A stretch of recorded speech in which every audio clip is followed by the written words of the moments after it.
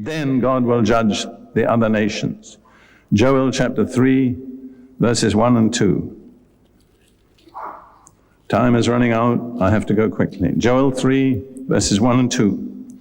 For behold, in those days and at that time, when I bring back the exiles of Judah and Jerusalem. Now this refers to the same period, the return of the Jewish people to their own land.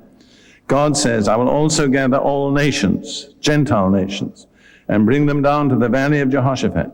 And I will enter into judgment with them there on account of my people, my heritage Israel, whom they have scattered among the nations. They have also divided up my land.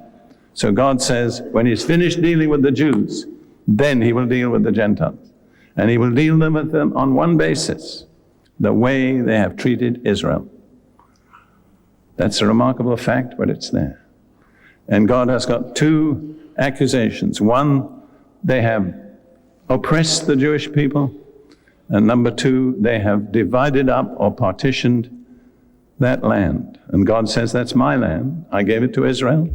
And no human authority or government has any right whatever to divide that land up. And what is happening today? Exactly what God said should not happen. The land has been partitioned, is being partitioned, and probably will be partitioned. But when God comes in judgment, he'll judge the nations that have partitioned that land. Unfortunately, right at the top of the list, he could put Britain.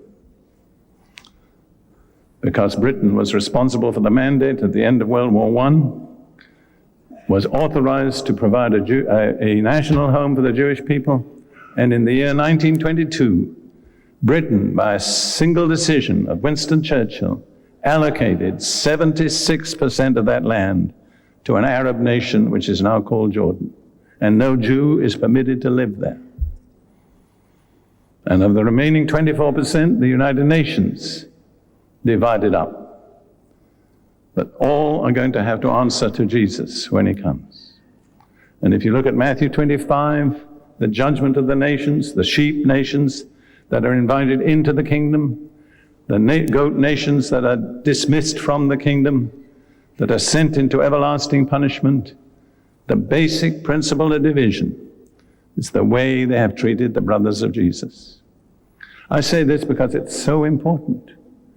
Because Israel is a major factor in world affairs today. And many of the nations are lining up on the wrong side. Israel cannot defend themselves, but sooner or later, when the time comes, God will intervene.